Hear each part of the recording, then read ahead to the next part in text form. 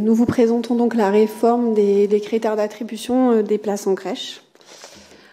Alors, la ville de Bordeaux finance à peu près 50% des places d'accueil sur le territoire de la ville. En tout, il y a environ 5500 places d'accueil existantes, tout mode d'accueil confondu. C'est le camembert que vous voyez en haut à droite. Donc vous voyez les assistantes maternelles en jaune, en vert ce sont les places du guichet unique de la ville de Bordeaux et en bleu ce sont les places privées non cofinancées par la ville. Donc ce pool de 48% des places financées par la ville de Bordeaux, c'est environ 2600 places, plus de 2600 places réparties au sein de crèches municipales, crèches associatives, délégations de services publics, également des réservations de berceaux dans des crèches privées ou dans la crèche hospitalière.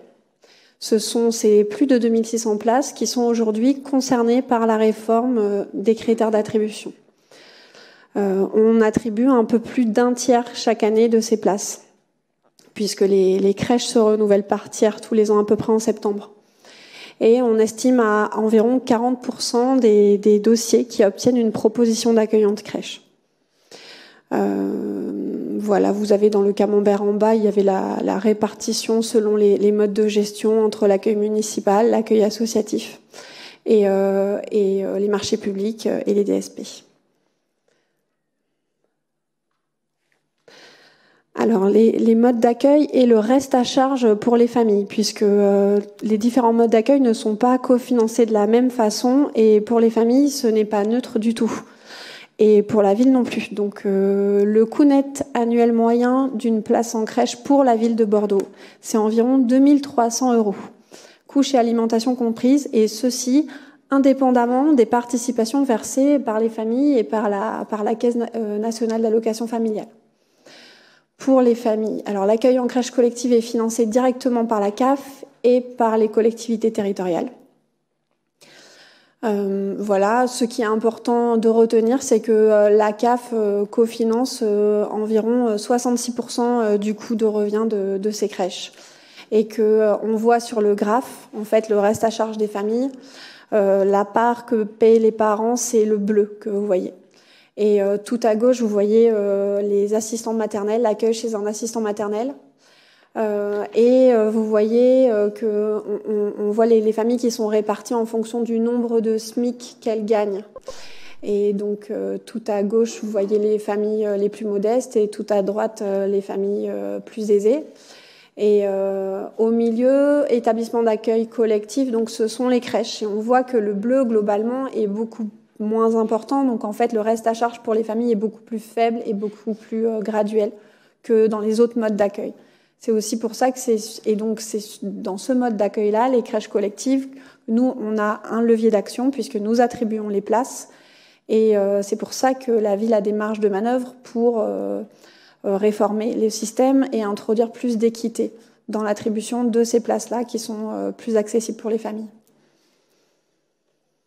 Alors, les critères actuellement en vigueur. Ça remarche, merci. Donc, vous voyez à droite la grille de points actuelle que les familles bordelaises connaissent bien. Les deux traits marquants du système actuel, c'est une absence de prise en compte des revenus des familles, donc une donnée qui n'est absolument pas demandée aux familles, contrairement à la majorité des grandes villes qui le font.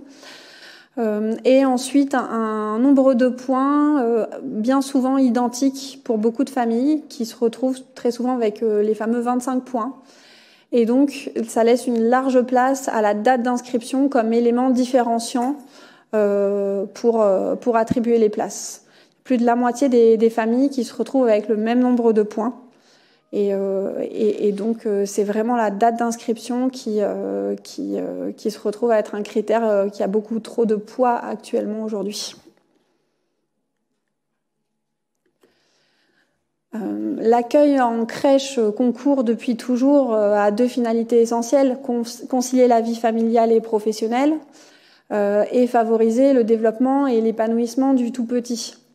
Et à l'aune de nombreuses études récentes, nationales et internationales, Il apparaît que la réduction des inégalités sociales dès le plus jeune âge est un enjeu particulièrement marquant de l'accueil, des modes d'accueil petite enfance. Beaucoup plus encore que la scolarisation précoce en maternelle. En fait, plus on met l'enfant tôt dans un bain langagier et dans un environnement épanouissant et stimulant, et plus on va pouvoir corriger certaines inégalités qui frappent les enfants et les familles dès la naissance. Alors, de nombreux rapports qu'on vous a remis, l'Observatoire national de la petite enfance, une étude particulièrement intéressante que je vous invite à aller consulter qui s'appelle « Inégalités socio-économiques dans le développement langagier et moteur des enfants à 2 ans », qui se base sur les données d'une étude française ELF qui suit une cohorte de plus de 1000 enfants français depuis de nombreuses années, et pour étudier leur développement sur tous les aspects de leur développement, y compris le développement petite enfance.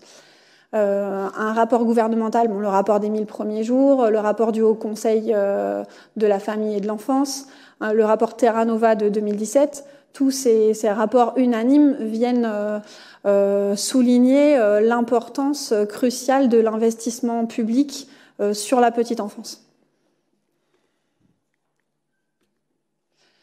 Le nouveau système que nous proposons d'adopter aujourd'hui vise à réformer les critères qui servent à hiérarchiser les besoins d'accueil des familles, expliquer le fonctionnement des attributions des places en crèche de façon beaucoup plus transparente qu'il ne l'est aujourd'hui, réguler les places attribuées pour garantir la justice sociale réelle et préserver la mixité sociale des établissements. Et on va mesurer les effets de cette révision et se laisser la possibilité de réajuster. Ça, c'est l'idée que on va revenir devant le conseil municipal, vous présenter un bilan de ce qu'on a pu observer, des effets de cette réforme, et pour venir les mesurer et réajuster éventuellement d'éventuels effets négatifs. Ce sont donc 4 leviers pour l'attribution des places en crèche que nous mettons en œuvre. La cotation des dossiers, donc le nombre de points, avec la prise en compte des critères des revenus pour la première fois à Bordeaux, va permettre de faciliter l'accès des familles modestes à l'accueil collectif et favoriser l'insertion professionnelle et l'égalité femmes-hommes. Il y aura un nombre de places réservées pour les enfants qui en ont le plus besoin, puisqu'on a vu que les études nous disent que les enfants qui tirent le plus grand bénéfice de la crèche collective, ce sont les enfants issus de familles les plus défavorisées. Donc on va leur réserver 15% des places. Donc ce sera 15% des places pour les familles payant un tarif égal ou inférieur à 60 centimes d'euros de l'heure, ou inscrites dans un parcours d'insertion professionnelle. Ce 60 centimes, ça correspond aux familles au RSA. Actuellement, on le verra après, mais actuellement, la loi prévoit un seuil de 5% et on va aller au-delà avec 15% par structure. Des instances collégiales où on viendra au regard de cette situation, allant jusqu'à une dérogation complète et donc un accès automatique à la crèche, notamment par exemple pour les enfants en situation de handicap.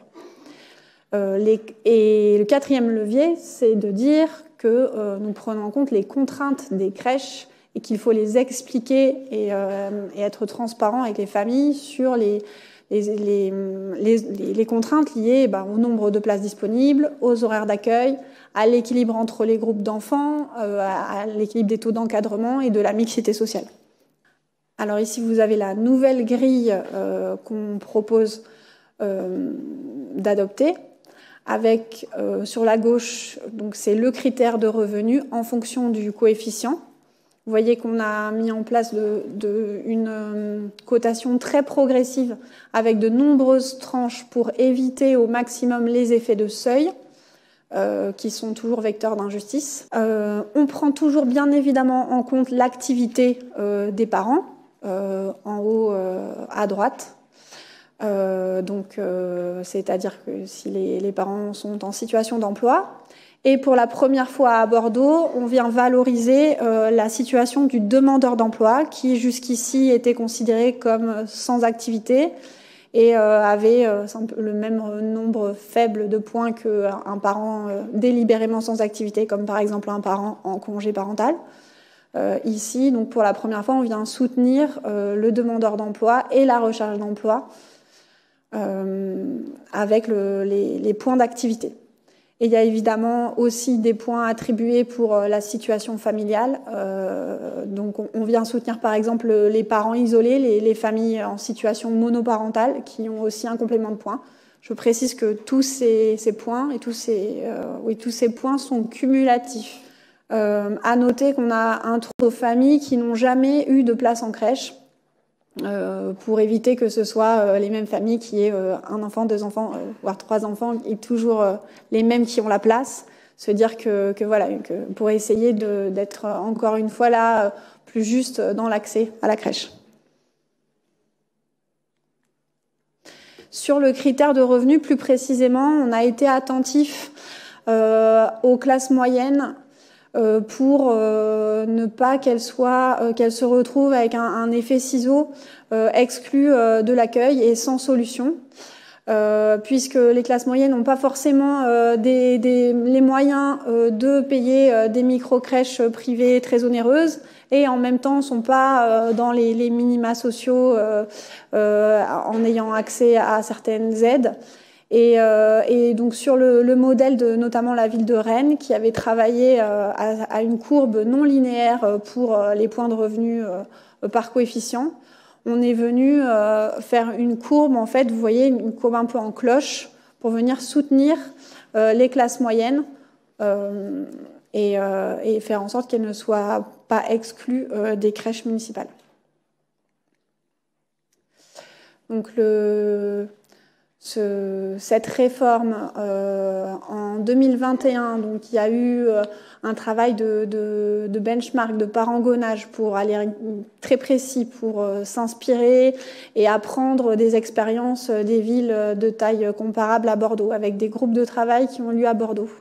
Il y a eu de nombreux échanges avec les gestionnaires d'établissements partenaires, donc les crèches associatives, les crèches privées.